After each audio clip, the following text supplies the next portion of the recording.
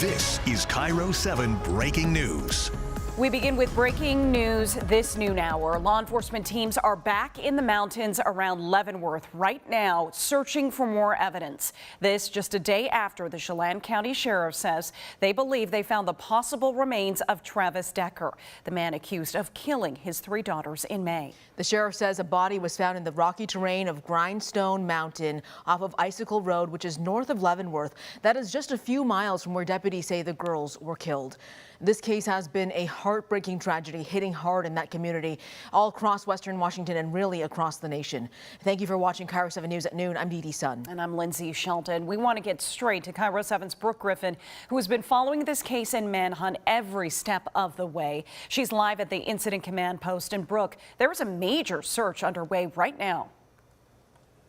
Yeah, for the past several hours, I've been watching as many teams start here at this command center, and then they load up into this helicopter and they are brought up into the Grindstone Mountain area where the possible remains of Travis Decker were found. I've been speaking with Chelan County Sheriff Mike Morrison. He tells me WSP has the remains for DNA processing, but they're still collecting other evidence off the mountain today.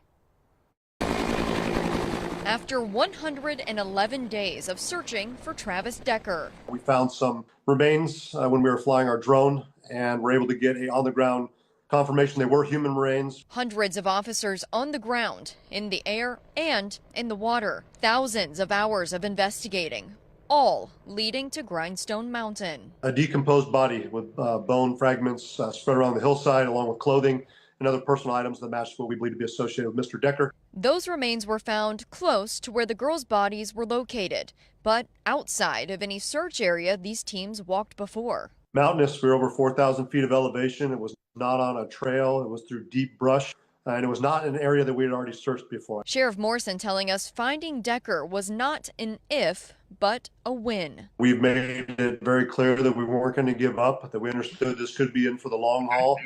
If this search didn't work out, we would have been back next month doing another search. Our detectives have never lost faith. Also, this community, these 3 little girls and their families can get answers. We're just hoping that this will bring the closure that our community's been looking for, brings justice to Peyton, Evelyn, and Olivia, and hopefully bring some closure for Whitney and her family so they can rest a little bit easier at night. And Morrison says they're waiting on WSP to test the DNA remains from that scene. That way they can know for sure that DNA matches Travis Decker. They know for sure who they found up on that mountain. I've been speaking with the sheriff all last night, all through this morning. He says we don't have those test results yet, but as soon as we do, we expect to hear from him, and we'll get that information out to you. Live in Leavenworth, Brooke Griffin, Cairo 7 News.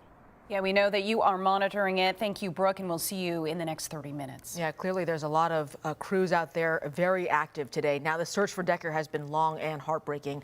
On May 30th, Decker took his 3 daughters for a scheduled visit and never returned. Deputies found their bodies on June 2nd. For 2 weeks, crews launched multiple searches. The last major update was August 25th when the FBI revisited one of the search areas. And here is some video from that last major search in August. They found some bones, but those turned out not to be human. Investigators say Decker is their only target. At the crime scene, they found his blood on the tailgate of a truck along with some of his personal belongings. And the DNA on the plastic bags and zip ties used in the crime matched only him. We took a closer look at who Travis Decker is. Chelan County deputies say he has struggled with mental health issues, but also has extensive military training. We confirmed through the National Guard that Decker enlisted in the Army in 2013. They told us he trained in land navigation, first aid, camouflage, map reading, and communications.